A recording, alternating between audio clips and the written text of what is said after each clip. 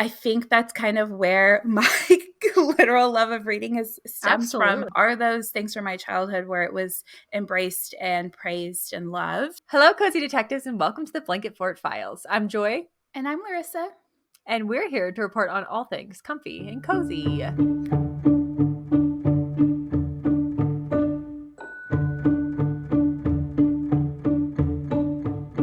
Hello, your hair looks Oh, amazing. thank you. I was like, I'm actually going to do it today. I So love it. thank Do you you. do so the only way that I actually know how to curl my hair is with a hair straightener. It's like one of those cheese and you just kind of like do that. Do you do a curler? Because I can never get volume at the top of my head. I use a curling wand, which I feel like is kind of, Mm. I don't know, those aren't as popular anymore. I feel maybe in the early 2010s is when they kind of had a surgence. But I never stopped using mine. I've That's good. tried hot rollers, and sometimes they Mm. can work well, but I feel like because I just don't have as much control, they don't work. My sister also does the straightener, which I've never personally been able to maneuver, master. So kudos to you for Yeah. that. It's tricky. I also tried to get when I was last summer, I was like, I am gonna be Mamma Mia. And so I got one of those kind of like 3 crimper things where you kind of like crimp Mm. your hair. And I feel like for me, I've seen a lot of people use it really, really well, but for me, it just kept doing that like line, if that makes sense. Mm-hmm. Where like I could see where the crimper crimped. So any Yeah. cozy detectives are like curl their hair pros.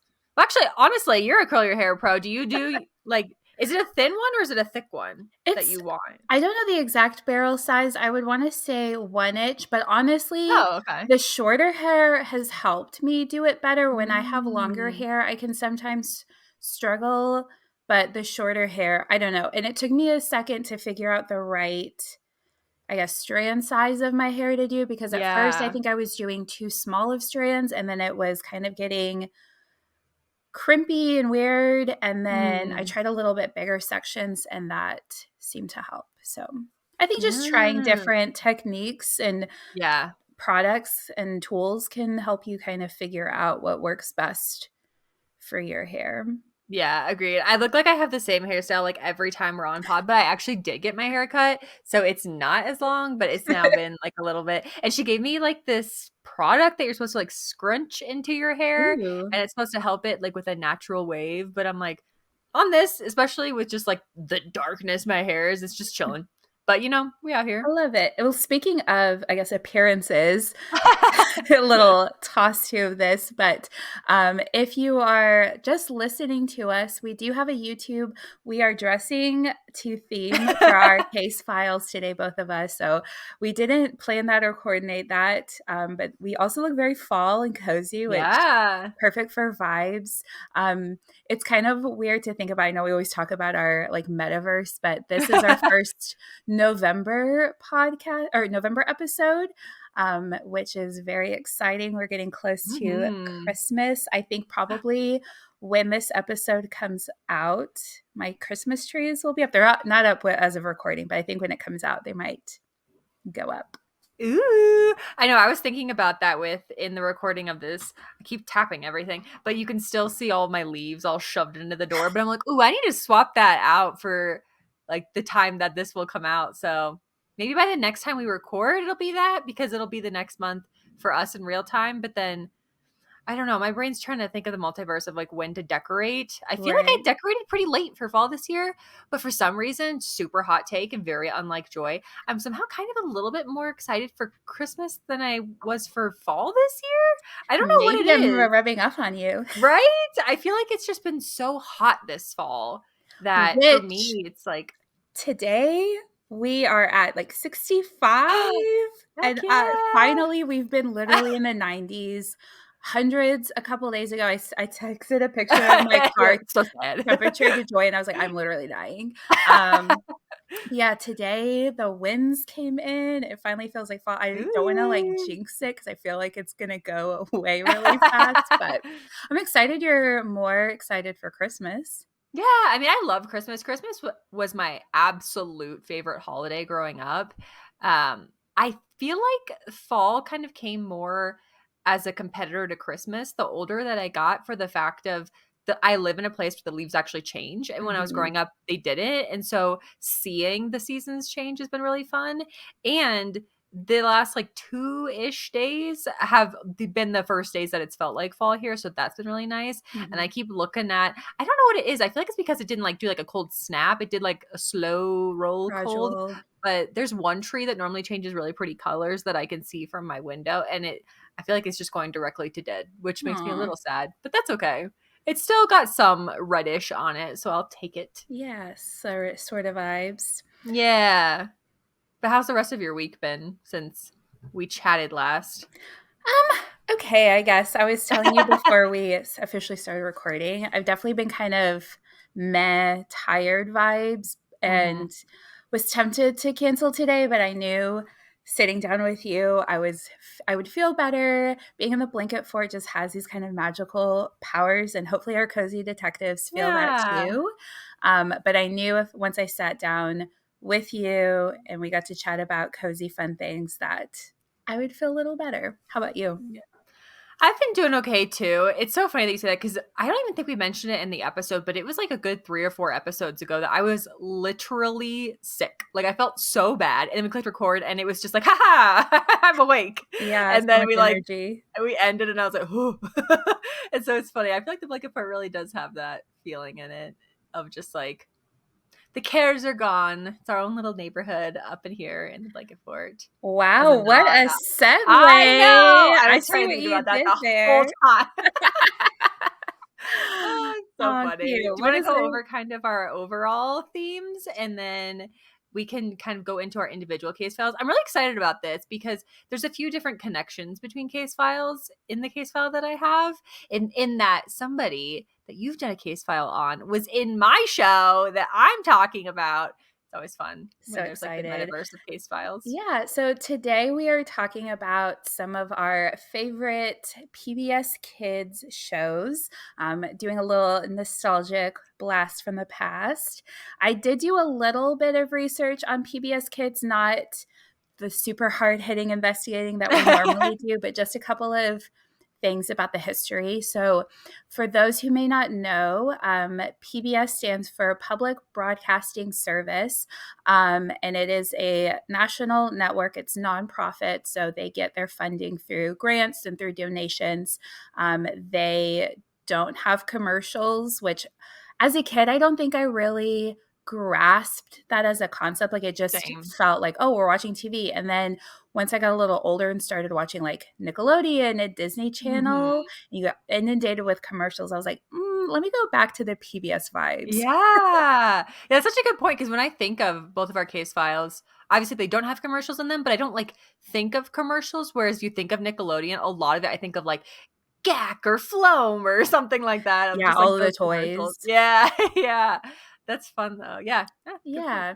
So PBS had historically aired programs for children, such as Sesame Street, Your Case File, and Reading Rainbow. So Mm. yours kind of predated this branding of PBS Kids. Yep. And then in 1993, or prior to 1993, they were just under the general PBS brand. And then they started this Ready to Learn initiative, which was a project intended to facilitate access of early childhood educational programming, specifically to underprivileged children, since this is a free TV network, which I thought was really cool that they decided to kind of Yeah. rebrand and make it a little bit more fun and colorful specifically for kids. And as of 2019, PBS Kids is the only children's programming block on US broadcast television. Oh wow, I did not know that. Yeah, Mhm. my case file, which I'll go into a little bit of the history of how it even started, it was heavily impacted on even like creating and keeping PBS because at the time there was I think it was a war that was about to happen. There was something that was happening where a lot of government funding was going to other things. And the main person in my case file, like, literally sat in front of the Congress and like said, "Hey, we need funding for this. Oh, This is wow. I really didn't know cool." that. Should I get into the history of that? Yes. Tell us what your Okay, case file is. I'm so let's jump excited. into it. This was one of my favorites thinking back on it and then also learning about the person himself, my case file is about Mr. Rogers' Neighborhood. So it is a wonderful day in the neighborhood. Love So it. Mr. Rogers himself, or Fred Rogers, was born March 20th, 1928 in Pennsylvania. So the show itself was on in 1968 to 2001. And so talking about how PBS and funding and all of that worked, I felt like was a great segue into that, because in getting funding for PBS, the station, as I said, he sat in front of Congress, and it was, or the Senate. Honestly, I get those two confused. But he sat there and he basically had to vie for funding for this. And it was wild because you can watch that, how it all played out. Like they have it recorded. And right before he was supposed to speak, the main guy kind of on the, not his panel, but like the Congress Senate side of the panel said, oh, there we go. Congress, it is Congress. Well, They were Senate's trying to, part of Congress, so you were on track. yeah, right. I mean, honestly, I get confused about that. But they were trying to raise $20 million for PBS to keep it going. And then right before, I wrote the quote of, I don't want to hear any more reading. And like you can see it, Mr. Rogers, or Fred, Mhm. he kind of goes like, okay. And he like starts it with saying, well, a big thing about childhood is trust. And so this is a very important thing to me. I won't read this because this is a lot of paragraphs, but I trust that you will read this. And then he kind of goes into explaining how the program that he's putting on, he's basically pitching the idea for Mr. Rogers' Neighborhood. And in Mhm. order to do that, obviously they need funding for PBS because the show started in 1968. But about 10 years before that is when he kind of started having this idea, of creating this world, kind of mixing the real and the imaginary. And it was so interesting because the way that he pitches it, and you see the congressman's face totally change, is he kind of sings this song about if you are unsure what to do, like with your feelings. And I think that's like when you were talking about childhood education, he was one of the very, very first people that saw the importance of very young child education, not in the like way of, here, let me teach you all these things, but like focusing on understanding and listening. The child development ages were really kind of overlooked at that time. Mhm. And having it be a program that is teaching kids about like, what do you do when you get mad? Like, what does that look like? Or unfortunately at the time there was an assassination that happened, so it was like, okay, well, what's that word mean? Or he has this one little program about like, you look in this fish tank and there's this little like dead fish, and so he just like Aw. is talking to kids in really real ways about Mhm. real subjects, and also like really fun subjects too. A lot of the ways that he was described by his loved ones, including his wife, was as whimsical, which I thought Love was a it. very right. I have a few quotes from him that I just really appreciated.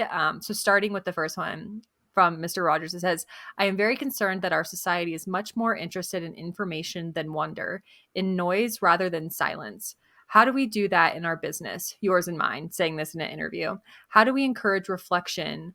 Oh my, this is quite a noisy world. And I just thought that was Aw. so cute. Of just he understood that in the time it was starting to get a lot more geared towards like advertising to kids and like, don't you want this toy or don't you want this thing? Whereas being PBS, being that like funded by the government, and you're not trying to get those like sponsorships in the same type of way, would also allow for him to have a lot of actual silence in the show. Mhm. So he'd be like, let's just take a minute and look at these flowers. And then he just like would sit there and like just like allow the kids to kind of like be there with him. Mhm. And it was really cute. There was a story that his wife, I believe it was, told about how he was out in public and this little kid just came up to him and was like, hey, how did you escape from the box? Because he didn't realize that like Oh my Mr. gosh. Rogers didn't live in the TV. I It's love so that. cute. And so he basically sat down and he just like kind of described it to him. So he had a really good way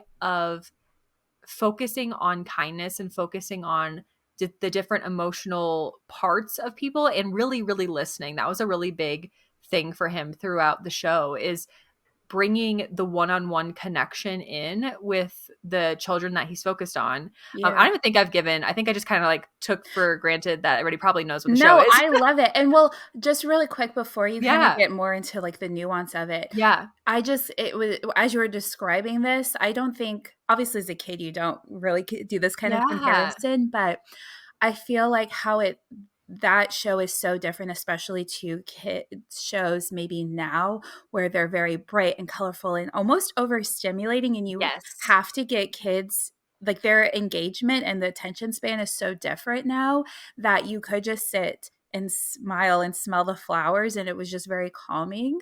Yes. Where I think, some kids may resonate with that more than the bright, flashy lights and colors.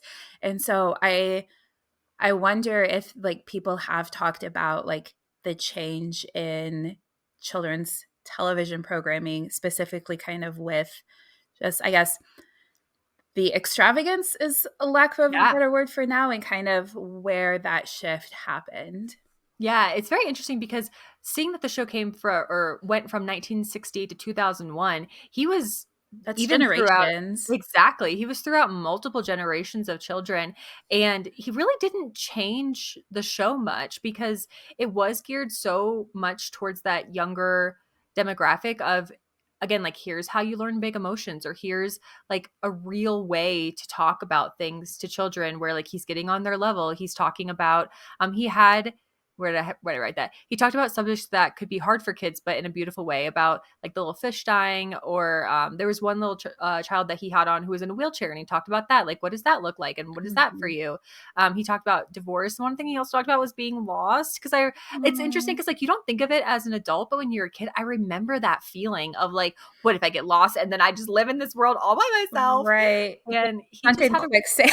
yeah, like he would just kind of have these conversations very direct to camera. So Yeah. the kind of the layout of the show is he in my mind's eye was always walking back in from work, and I don't know if that was a specific thing, but he basically walks in to his house. So you enter Mr. Rogers' neighborhood, and he walks into his house, takes off his like suit jacket, puts on a sweater, takes off. I never understood why he didn't just like put on like slippers though. I wonder like what the specific thought was, but he would take off his like work shoes and then he'd put on basically like these sneakers. Mhm. He would give a beginning talk, which was really, really important to him.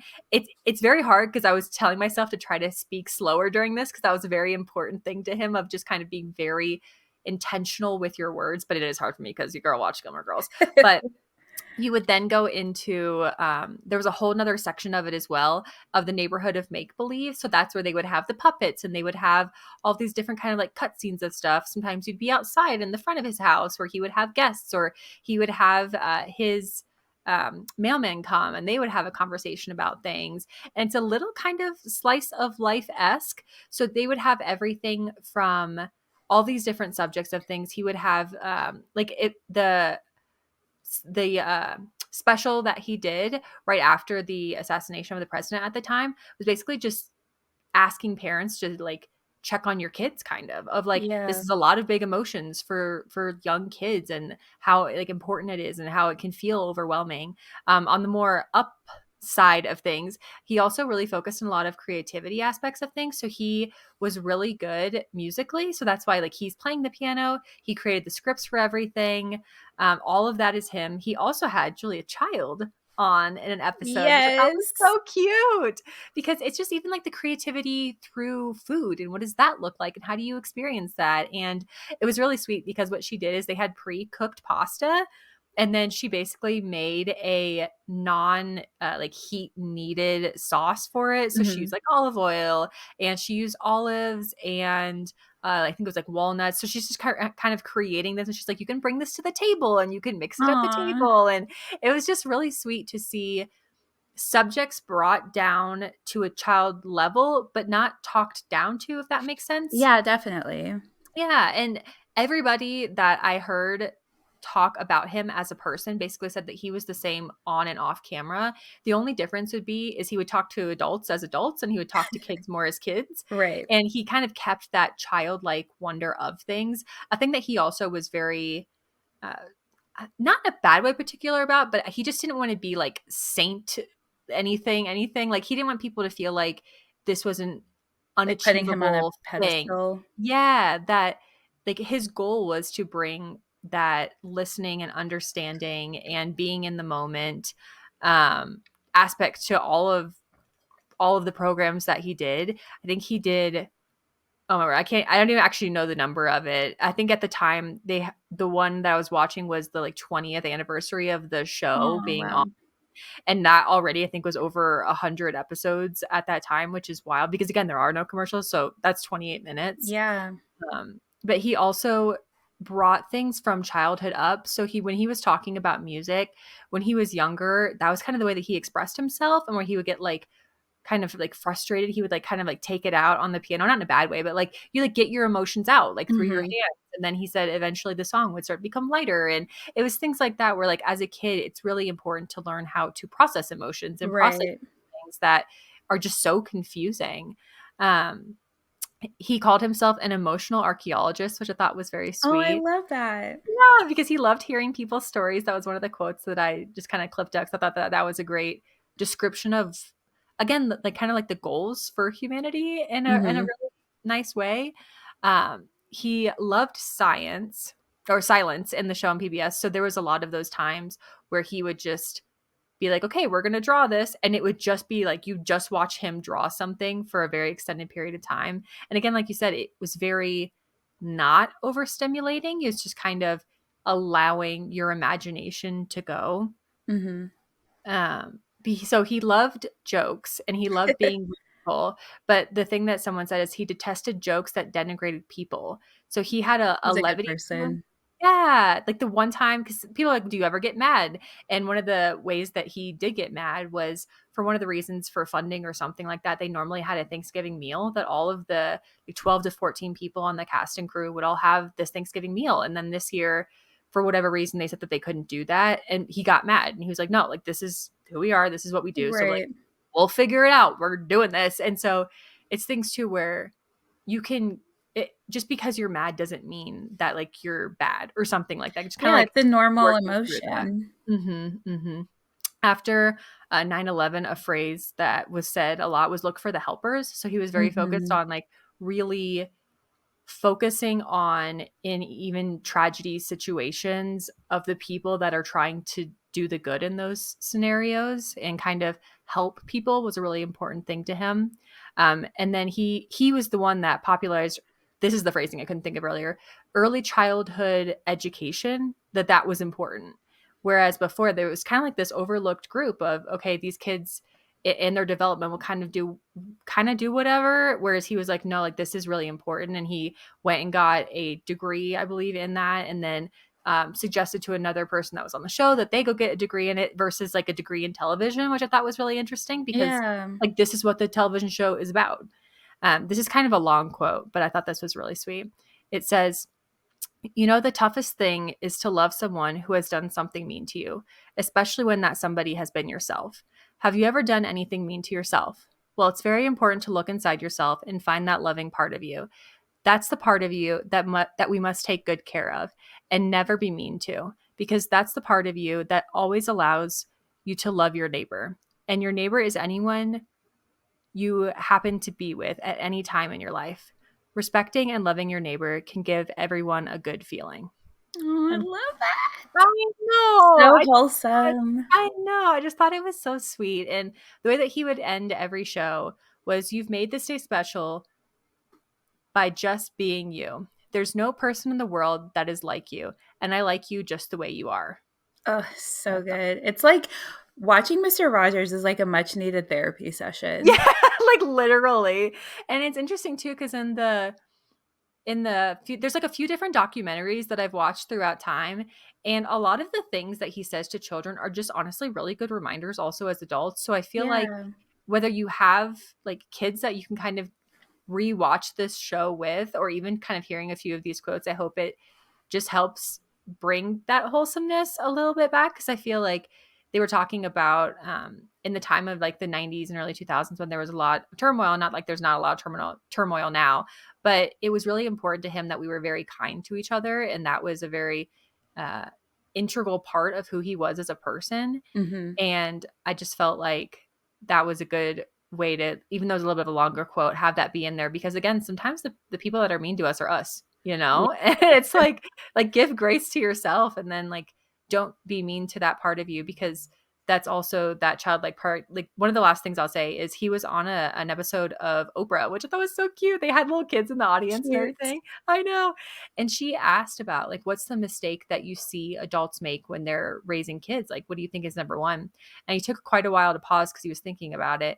And he said that we can easily forget what it's like to be a kid. And the best way to do Mm, it is to remember those feelings. yeah. And and then, I mean, honestly, kind of rightfully so. I feel like Oprah was kind of like, well, yeah, it is kind of hard when you're our age versus their age. And then he's like, yeah, but just kind of like let them remind you of that, because they'll naturally do it, and just being there for them. Right. And I thought that that was a good description also of that, of like getting on their level and listening and really being in the present moment. And I think that's something, again, for us in 2024 at the time of filming this, is so hard to sometimes be in the present moment, Yeah. but just being there with the people you're with the neighbors that you're with in your own little neighborhood or blanket fort, felt like was Good important. So that tie-in. was, yeah. So that was my case file. There's a lot of other details about the show that it could be said, but I felt like the heart of what he was wanting was that. And when everybody was Absolutely. describing him, that was the way that they were describing him. So Yeah. that is Did Mr. Rogers' you Neighborhood.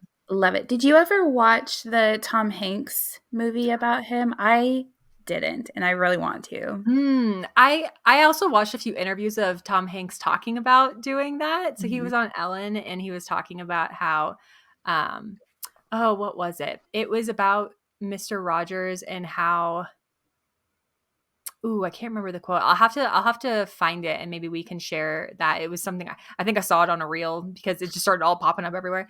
But he was talking about how Mr. Rogers just really focused. I believe he was the one that was talking about Mr. Rogers really focusing on listening. But I could be mistaken about that. But I we would can share. believe it. Yeah, yeah, it was good. I thought it was really sweet. And a big thing that he also said is when he was, again, I'm not doing this too well right now, but when he was filming that, the director kept coming and being like, "Hey, you have to talk slower. Like, you have to be really slow with talking." Yeah. That was the Well, thing and, with like, Mr. Rogers. Tom Hanks has such a distinct voice Yeah. that I think even though he has played a lot of different real life people, I think he can do a pretty good job of emulating becoming that person, but it's just hard to remove the Tom Hanks voice. Yeah, a totally different subject, but have you seen The Saving Mr. Banks? Mhm. I I have thought seen that that one. that one was, I thought, good too. Yeah, it That's was another one of cute. his movies, but yeah, that's my case file. Tell us Love about your it. case file. I'm really excited to learn about it. This is one of my favorite like fictional kid characters. It's just Mine amazing. too. I loved it so much. And it was I loved Mister Rogers too, but I think if I were to, like, think back on the show of my childhood, it would probably Mhm. be my case file, which is Arthur. Cute. I'm so excited. I loved this Me show. too. It is an animated series by Kathy Waugh, which is based off of the books illustrated and written by Mark Brown. And I'll get into a little bit of kind of how they work together to create this show. But it first aired on October 7th, 1996. So Oh pretty wow. recent to when we actually are recording this episode. It ran for 25 seasons with a total of 253 episodes.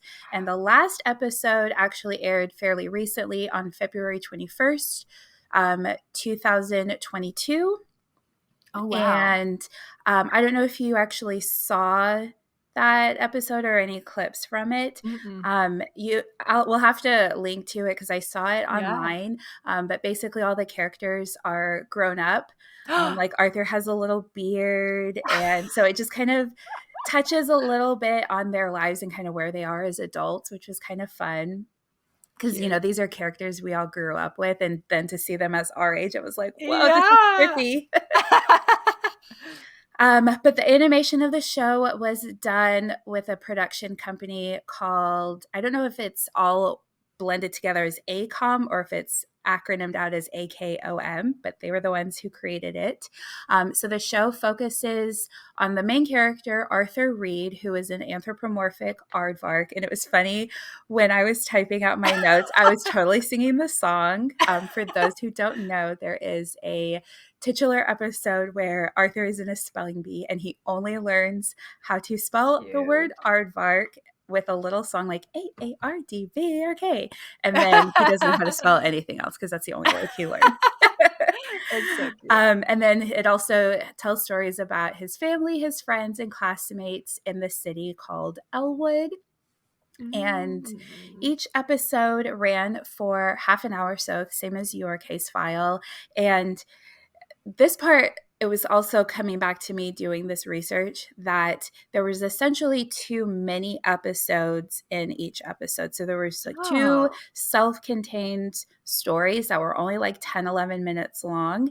And then in between the two, you probably remember this, they had this segment that was called "And Now a Word from Us Kids." Do you remember that? Oh, yeah. Mm-hmm. Wow, that I is hadn't thought about that wild. in a while. Yeah. Yeah. Keep going. Yeah. I'm gonna look it up. I wanna So, yeah, that was a live segment with real life kids. And it would be typically a class from elementary school kids, and they would talk about subjects that they were learning in school that connected with kind of the lessons from the first 11-minute story of the first half of the episode of Arthur. Oh, I forgot. I feel like a few shows did that where they would have the smaller episodes and then you'd have like 2 episodes The in an break. episode. Mhm. Yeah. Oh my word, I totally forgot about that. Yeah. And then sometimes at the end of an episode, they would have a segment called "And Now a Word from Mark Brown." So the author would actually show how he would draw different characters from the show, which is really cool. Whoa, I don't remember that. Yeah. I think it only happened a couple of times, so it wasn't like super common. But in a little bit more on Mark Brown, so he has the Arthur Adventure series. It's picture books. And the first one is called Arthur's Nose. And if you look at it, the illustration style is very different from the Arthur you probably know and remember. In the first couple of books, the animals are drawn a lot more realistic. So he has like an actual like aardvark's nose, and the story about that book is that Arthur gets really embarrassed about his nose because people are making fun of him for it because it's so big. So he just kind of learns to embrace, his Who he differences, is, yeah. learn to love the way that he looks, essentially. And so I couldn't really find necessarily why, but he changed after the first few into these more, I guess, anthropomorphic versions of the show. So when you see Arthur, he just has like 2 dots for his nose, essentially. But I thought he was a bear for like ever. yeah, he definitely gives bear vibes, especially with his little ears. Yeah, yeah. I felt like a few years ago something popped up online talking Are you talking about about the headphones? Oh, yeah, I forgot about those. Yeah, I love all the like memes of like the memification of Arthur as adults now. But yeah, there's one where he's like listening to headphones and they're just kind of resting on top of his head and not actually on his real ears. Yeah, so cute. But in 1994, the author was approached to turn his books into a TV series, but he was really hesitant at first because he didn't want to lose control of the characters and the stories that he created. But Carol Greenwald, who was the one who approached him, and she would become an executive producer for the show, essentially reassured him and that she was wanting to create a show that would encourage kids to read and use the library, which Mm. kind of reminded me a lot of your case file and the Yeah, importance of education. That was really big in Arthur as well. Obviously, there are several storylines about the library, which we will get into in a little bit. so cute. And then obviously the segment with the real kids in school. So education was also super important to the show. And I really loved this. I learned kind of when they were trying to figure out like the next show to make, they had this Carol Greenwald essentially kind of go through book series and kind of try to figure out which one that she would want to make into a kids series. And so she actually went to her local library and asked the librarian which book series she would recommend, and she said Aw, Arthur. So I think that's so cute. libraries are like truly Yeah. the core of Arthur, which I love so much as an avid lover of my library. Yes. um, but kind of similar to your case file, and where they talk about these, like real world aspects and themes.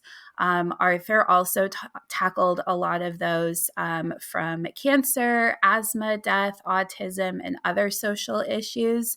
And so it was obviously that was in the books, as we saw, like with his body image, but they brought a lot of that more into the TV show. And something, a little fun fact that I learned in researching, it was the first daily program on TV to actually offer audio description for visually impaired watcher, or not, they wouldn't watch it, but visually impaired Yeah. audience members. Oh, wow. Yeah. It's so interesting because when you were talking about how it is very library focused, I'm not sure it's because as a child, I also went to the library, or I'm saying Mm-hmm. You're good. library, I can say it correctly, or not, but I have a very strong connection between Arthur and the library. And I'm Mm-hmm. wondering if that's also just because I'm remembering small aspects of the show in talking about it, or if they were talking about reading or the educational side of things. It just kind of connects to the library for me. Yeah, it's definitely, I just think, a core part of it. And I know, for me, so my elementary school there was like a field separating the local library. So we would often just like walk across Oh, that's cool. during the school day and check out books. And my library always had like Arthur books on display. Yeah. Magic School Bus Franklin, Yes. but Arthur was always like a prominent fixture. And I wanted to also share this little tidbit, since when we were texting about my case file and you mentioned DW and how I love she's her. so sassy and has all these great like quotable lines. But so she was actually based on Mark's real life sister, Kim. Stop. And That's amazing. when she like came to set to visit, people actually said she was very similar to DW in real life, just because she was like very spunky, very quippy. So I loved learning that. Oh my word, that's amazing. If our cozy detectives haven't seen those clips of just like DW roasting everybody in this show, it is so funny. My Yeah, favorite one is the stick one that I sent you of like, I drew a stick of the park that you promised to take me to. And she's like so aggressive about it. I know. I love her so much. But yeah, when learning about that, Oh, that's she so was actually good. based on his real sister, I was like, oh my gosh, that makes it even better. It really does. It really does. And then I also pulled a quote, and I was really tempted to be like, that's like mine. But when you were talking about him going to Congress and talking about Mm. being truthful, Yep. that is a very deep connection to Mark Brown. So when he was asked how the books and the show were able to connect with so many children so quickly, because it was a pretty Yeah. rapid success, his answer was truth. Arthur approaches problems in a way children can relate to, with no magical powers and no secret weapons. And children know when you're not being truthful. Yes, absolutely. Hmm. Wow, that's so interesting. I really do. I feel like there's a few newer shows. I mean, I haven't watched Bluey, but I've heard good things about Bluey Yeah, same. approaching like real subjects in a way that children can understand. But specifically with the PBS shows, I feel like our generation had a lot of really good shows to watch that would talk about like adult subjects, but in a Hmm. way of like, okay, here's how I figure out my emotions, or like kids just know if you're talking down to them versus talking to them. Right. And I It's so just think good. it also speaks to both Mr. Rogers and Mark Brown that they really had good intentions about Yeah. just educating kids and making good quality children's content. And Yeah. I think you can see that difference for someone going into it to make a quick buck or Yeah. to Yeah. capitalize off of that audience, where they truly, like you said, Fred Rogers got a degree in education because he wanted to do the show better.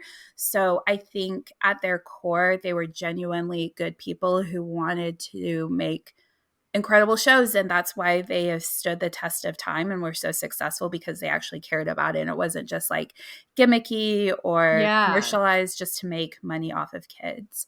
And then it did win a few awards. So Mm. as a series, it was acknowledged with the George Foster Peabody Award and 4 Daytime Emmy Awards for Outstanding Children's Animated Program. And Wow. in 2002, TV Guide ranked Arthur Reed as number 26 on its list of the 50 greatest cartoon characters of all time, which I think Oh, that's the best honor because Little Arthur is so great. he's so great. But I Oh, I wanted to love kind that. of end my case file by just kind of quickly talking about my favorite episode, since we did mention libraries a lot.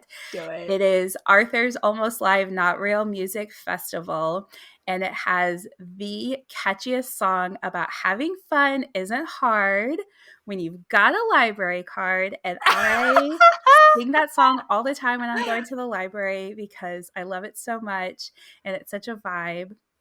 And then there's also a song in that episode that the brain, so it's his like really smart friend, I sings remember that, about yeah. Jekyll and Hyde, which is so fun and catchy. And I find it cozy just because, again, I kind of talked about this when we did the Matilda episode, but just this love of learning and reading. Yeah, I think that's kind of where my literal love of reading stems from, absolutely. are those things from my childhood where it was embraced and praised and loved.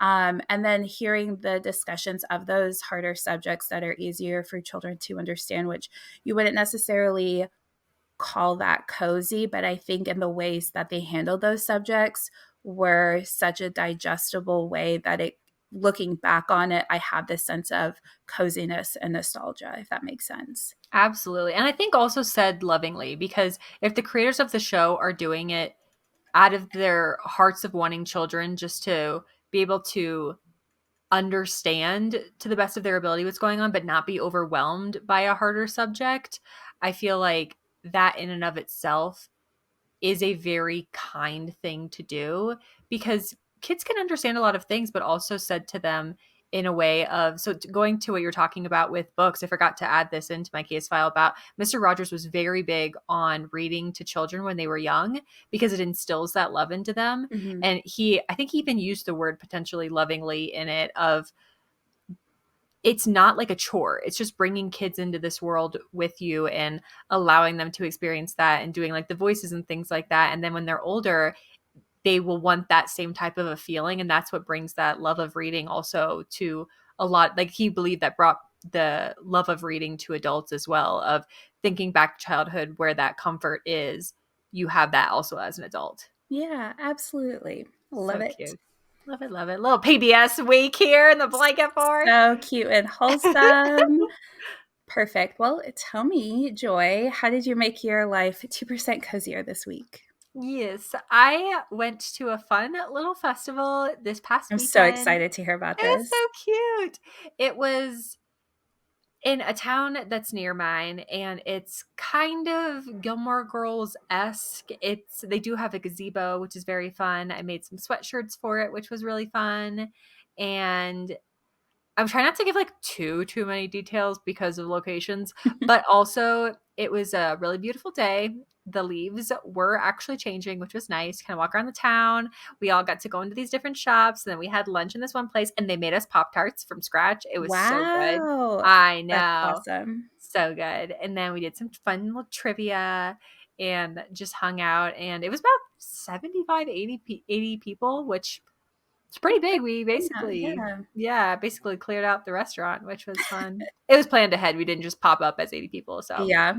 They That's knew. good.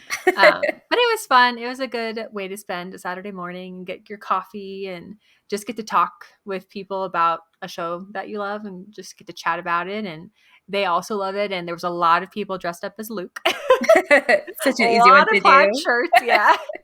So it was really fun. It was just a good exploration of the town. So what Yeah. was your 2% cozy? My 2%, pretty simple, but again, kind of the crux of what 2% is. I have been making some overnight oats for breakfast.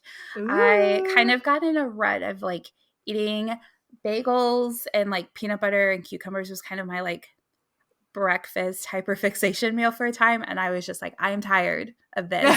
But I never have enough time in the mornings to like really sit down and cook a good meal. And so I just gravitated to some overnight oats. I haven't been doing any like crazy Cool. recipes, just simple like strawberries, cinnamon, and vanilla.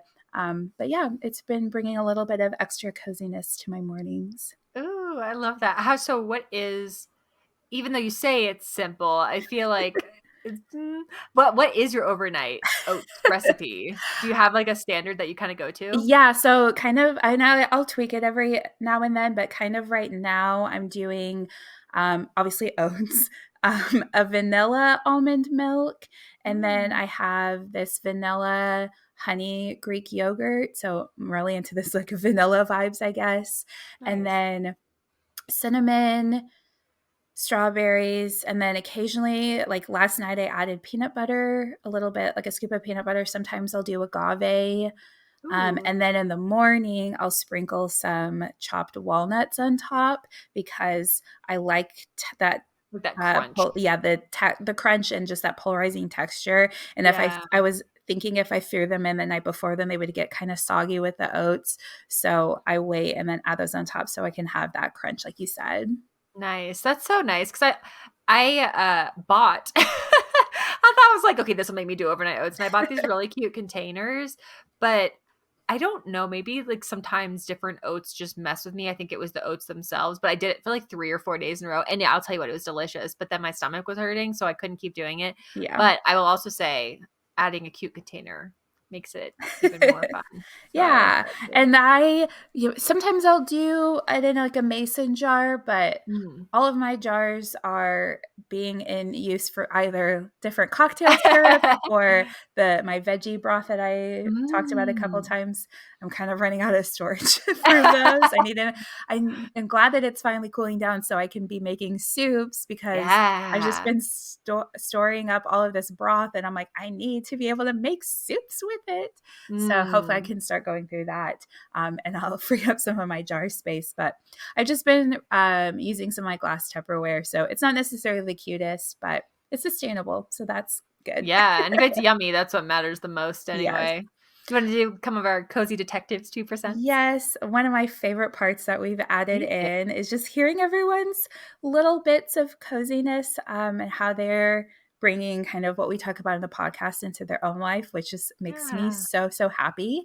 But we have Megan92698 submitted that she is wearing giant fuzzy socks and sweaters while snuggling in a Yes. soft blanket, which I don't think you can get cozier than that, to be honest. Honestly, that sounds like the perfect rest of today. I feel like honestly, I've been like since the weather snapped in the last day or 2, I feel like I'm starting to like fight off something. So I'm like Mm. that sounds fantastic. That plus the soup. Oh, amazing. Absolutely. And then we have Ali Andrea, I'm not sure how to pronounce it, but decided to relief foster a dog. Oh, that's so Yeah, I know. cool. Very sweet. Love, love, love that. Wow. And then Pramani21 recently watched Great British Bake Off, which I love that. Love. We've done a case file on, so if you haven't watched that, go watch that one. That one's very Yes, I fun. haven't What a cozy watched the show. season that is started. I'm, like, behind on my TV because I've been trying to get through this fall movie list, but there is a season that have waiting for me. Ooh, so exciting. Oh, that's so good. I didn't even know they were doing a new season. I mean, like, obviously, but I didn't know that. Yeah. If you, one of our cozy detectives, would like to submit your 2%, you can do so 2 ways. So the first way is via our email, which is blanketfortfiles@gmail.com. Or you can send us a DM on Instagram, which is blanketfortfilespod. Also, you can submit your town's fun areas that you would suggest someone to go to for like a travel experience. We are going to film an episode of that. So we would love to include your town. We will keep your name private, so you can give real details of real places, but we won't know who it is. But then we can all have a fun little Blanket Fort Files exploring extravaganza as options of things to Ooh, do. I love it. Maybe that'll be the episode title. So fun.